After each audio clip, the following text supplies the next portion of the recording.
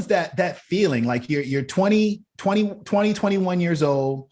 You're starting a new career. You're married. You got a child coming, and you say, "Hey, look, I got to be competitive. I got to make this happen."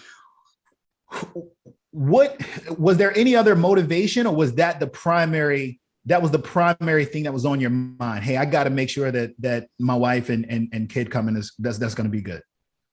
Yeah, I would love to say that I hope that was the primary, but I do think that there's this level of, something that I'm getting out of now is like being performance based. So I got a high off of Monday morning, and they'd say, okay, out of you 10 guys, who cold called the most last week? And there was something about the approval I got from these 40 to 50-year-old guys when I'm kicking the butt of the other reps that really provided value to me, almost too much. And so for me, it was almost like I just wanted to beat whoever else was in the room.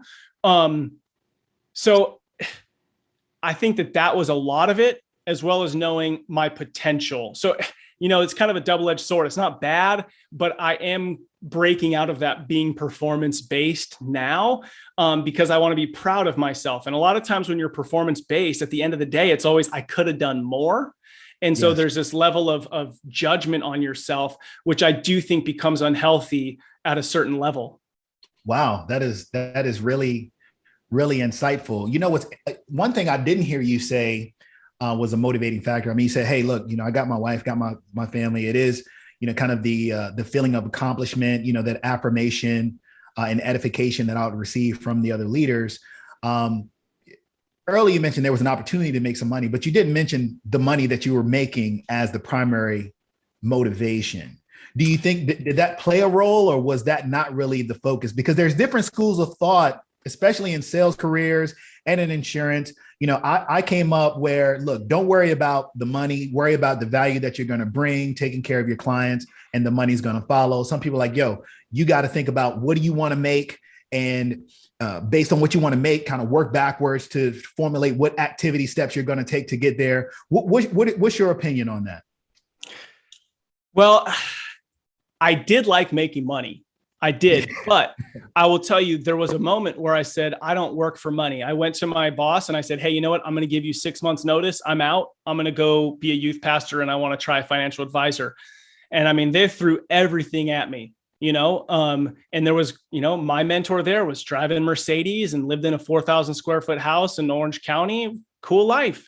And I was like, yeah, I'm not really money motivated necessarily. Because I just don't, I don't want to work for you guys forever. I want to do my own thing. So I wouldn't say that the money was a driver for me. It was more, I just wanted to win. And I'm reminded of a story. You have this list of clients or prospects you're calling on. And there was this one I really wanted to get in Orange County, and I've been calling on for 2 or 3 years. And I knew I was better than my competitor, right? I didn't have the same name as them, but I knew that I had better to offer. And I just wanted to win so bad. And I called, and I remember this. I'm 22 years old. I call, and the guy gets on the phone, and he says, oh, we just signed paperwork last week with your competitor. I'm like, I've been calling you for, a couple years on this. And so I drove down there. I snuck through the back to get to the shipping warehouse to go meet the guy who made the decision. And I said, here's why you need to go with me and retract that paperwork. You've got 10 days or whatever. You had to retract it. And he switched and went to me, and it was less about the money.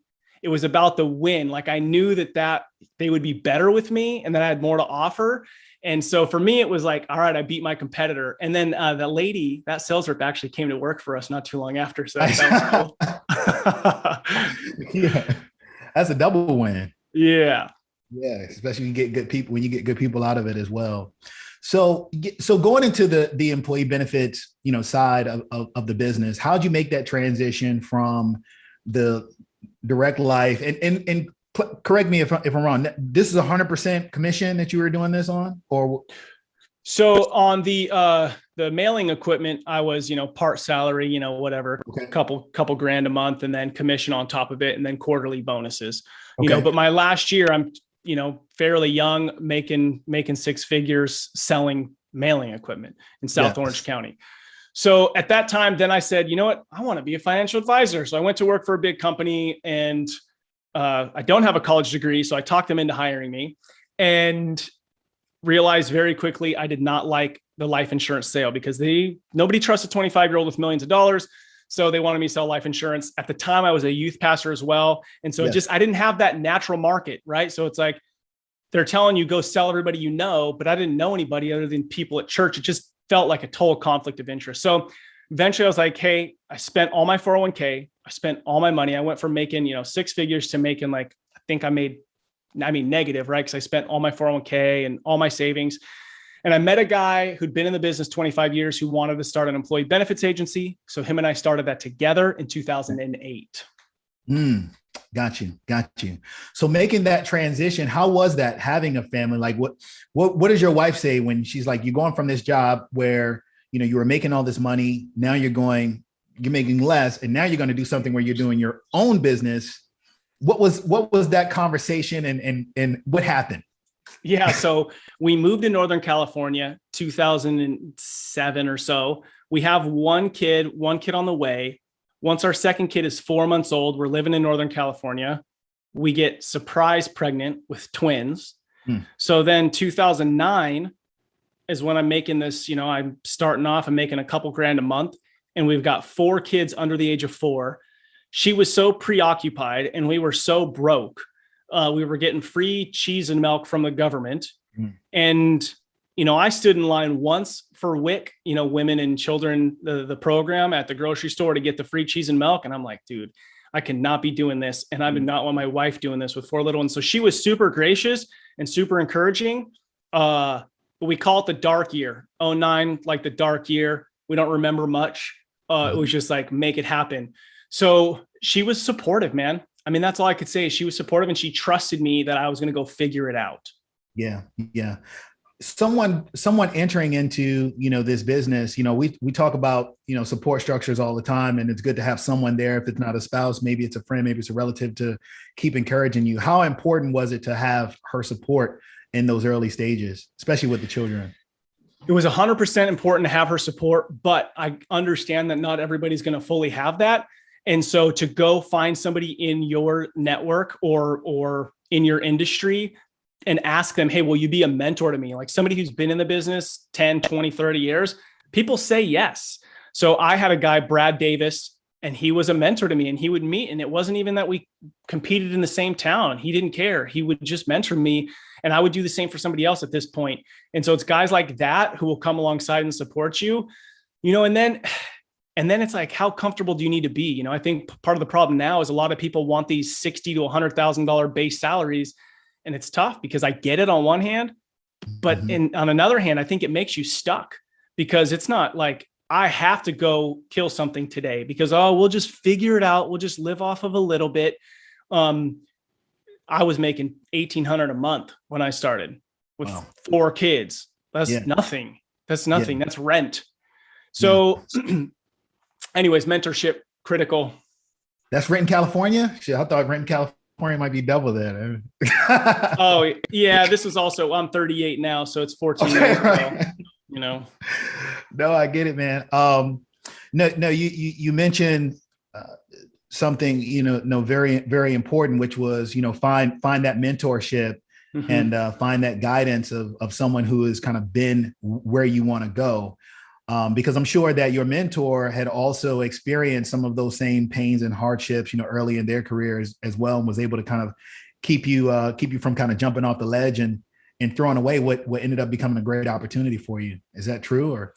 Oh yeah, 100%. And it's not so much about learning, right? Like we can all learn anything. It's having that belief in yourself that if somebody else did this, I can do it too. Right. Now, you be realistic, right? I'm not going to be a professional basketball player because I went and got a mentor in this. But if you have the skill set or can acquire the skill set to do this thing, there are people out there who will teach you. But I think ultimately, it's not so much like, should I sell this plan or this plan? It's hey, I struggled. You are going to struggle. And what are you going to do in that struggle? Like, are you going to let it defeat you or are you going to believe in yourself? And really, I think mentorship is about that. Like somebody who's been through the fire and willing to share their struggle so that you have the, I can do this too kind of attitude. Absolutely. Absolutely. Wonderful. So going into your firm, I mean, look, you talked about, having the mentorship, really having somebody that believes in you, that can keep pushing you. But eventually, you started to cultivate, the skills that would make you proficient, in this space. You're starting to build your book of business. What skills do you think were most important in launching your agency, specifically in employee benefits? What skills do you think that you absolutely needed to have? Yeah, I think we like to tinker on the logo and the website, and we like to tinker on stuff. At the end of the day, you have to go talk to people. You have to make calls. You have to get told no 1,000 times, and you have to just keep hunting. So cultivating that habit of dialing, of not being distracted by spending 4 hours on LinkedIn, thinking about this long-term, like that's all fine, but do that after. Let that be a reward for I made 100 phone calls today, or I dropped off 50 flyers today. So everybody wants to focus on technology and strategy, which I love, man. I'll do that all day. But very first, you have to just go out there and talk to 1,000 people, count how many conversations. That's what we track now. How many conversations did I have about benefits this week? Yeah. Right? With somebody. So I would say that ultimately, if you can overcome that piece, then all the other stuff you could figure out. I mean, we live in a world where I could find a podcast or a blog on absolutely anything. Right. But then I'll tell you, once you overcome that hurdle, the next thing is hire people better than you, hire people smarter than you. And that's really when I made a shift, was when I hired somebody who I looked up to. I was intimidated by their language and their effectiveness, and it changed the game for my business because they were able to do things that I thought I could do, but it wasn't my zone of genius. Many times, whether it be mentorship or in your case, hiring someone who maybe had more technical prowess than you had. So sometimes that can be intimidating, right? So what was your approach when you went to that mentor? And then we can also double back and say, hey, what was the approach when you had the conversation with the person who would end up joining your team?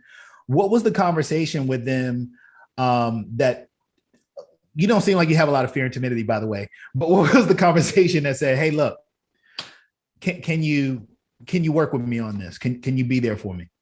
Yeah. So on the mentorship piece, it's, hey, so-and-so said you're a great person.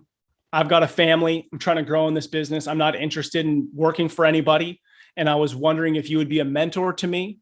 You could even say, never going to compete with you in this area. But are you willing to meet with me once a month for a year and teach me? And most people, I would say, if you've been referred, they're a good leader, they've done well, they're successful, they're going to say yes. But here's the caveat to that, because I've had a few people ask me, and you have to be the one to show up. So when they say yes, you got to be the one to pursue them. They're not your mom. They're not your dad. That's not what mentorship is. You got to set the intention and you got to show up, be 5 minutes early, confirm the meeting.